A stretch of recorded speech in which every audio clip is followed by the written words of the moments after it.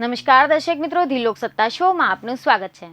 દેશમાં વરસાદી માહોલ જામ્યો છે, સાથે જ પહાડી વિસ્તારોમાં ભૂસ્ખલનના બનાવો પણ ખૂબ જ વધ્યા છે।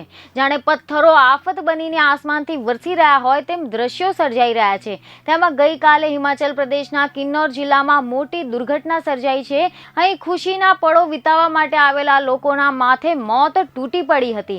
રિપોર્ટ મુજબ હિમાચલ પ્રદેશના કિન્નૌર જિલ્લા ભૂસ્ખલન થતાં મસમોટા પથ્થરો પહાડ પરથી નીચે ધડાકાભેર પડતા આશરે 9 લોકોના મોત થયા છે, જેમાં એક આયુર્વેદ ડોક્ટર દીપા શર્મા પણ હતી, જે પહેલીવાર ઘરેથી એકલી ફરવા માટે નીકળી હતી।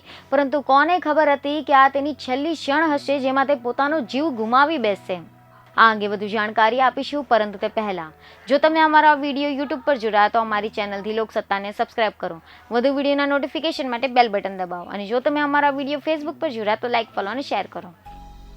અહેવાલ અનુસાર હિમાચલ પ્રદેશના કિન્નૌર જિલ્લામાં બાદશેરીના પહાડો પરથી પથ્થરો નીચે તૂટી પડ્યા હતા।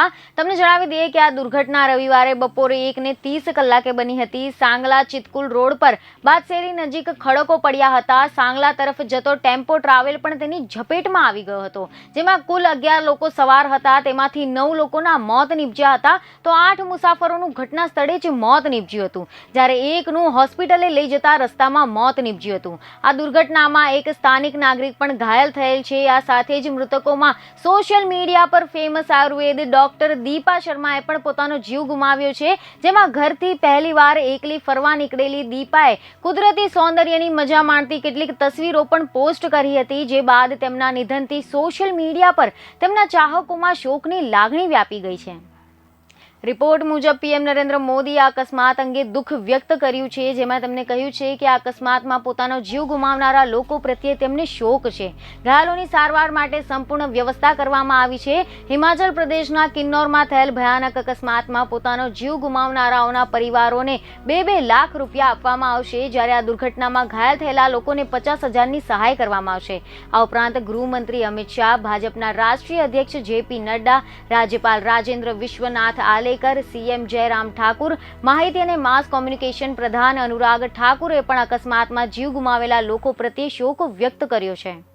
દુઃખદાયક ઘટના પર મુખ્યમંત્રી જયરામસિંહ ઠાકુરે દુઃખ વ્યક્ત કરતા ટ્વીટ કર્યું કે કિન્નૌરની બદશેરીમાં ભૂસ્ખલનના કારણે સર્જાયેલ અકસ્માત હૃદયસ્પર્શી છે। તે ખૂબ જ દુઃખદ છે કે પ્રવાસીઓથી ભરેલ વાહન મોટા પથ્થરોની ચપેટમાં આવી ગયું અને 9 લોકો મૃત્યુ પામ્યા અને 2 લોકો ઘાયલ થયા છે, જ્યારે એક અન્ય રાહદારી ઘાયલ થયો છે। ભગવાન સ્વર્ગસ્થ આત્માને શાંતિ આપે અને શોકગ્રસ્ત પરિવારને દુઃખ સહન કરવાની શક્તિ આપે। મેં ફોન દ્વારા કિન્નૌર જિલ્લાના વહીવટી તંત્ર પાસેથી અકસ્માતની માહિતી લીધી હતી અને તેમને દિશા નિર્દેશો આપ્યા હતા। વહીવટી તંત્રે સ્થળ પર રાહત કામગીરી શરૂ કરી છે અને અસરગ્રસ્તોને તાત્કાલિક મદદ આપવામાં આવી રહી છે। ઇજાગ્રસ્ત લોકો ઝડપી સ્વસ્થ થાય તેવી હું ભગવાનને પ્રાર્થના કરું છું। ઓમ શાંતિ। બીજીને ખબરો સાથે ફરી મળીશું। ધન્યવાદ। તમે અમારા આ વિડીયોને જો YouTube પર જોઈ રહ્યા હોવ તો તરત જ અમારી YouTube ચેનલને સબસ્ક્રાઇબ કરો અને નવા વિડીયોના અપડેશન માટે બેલ આઇકન દબાવવાનું ભૂલશો નહીં। જો તમે અમારો આ વિડીયો Facebook પર જોઈ રહ્યા હોવ તો અમારા Facebook પેજને જરૂર લાઇક કરો। વધુ અપડેટ માટે લોકસત્તાની વેબસાઇટને વિઝિટ કરવાનું ભૂલશો નહીં।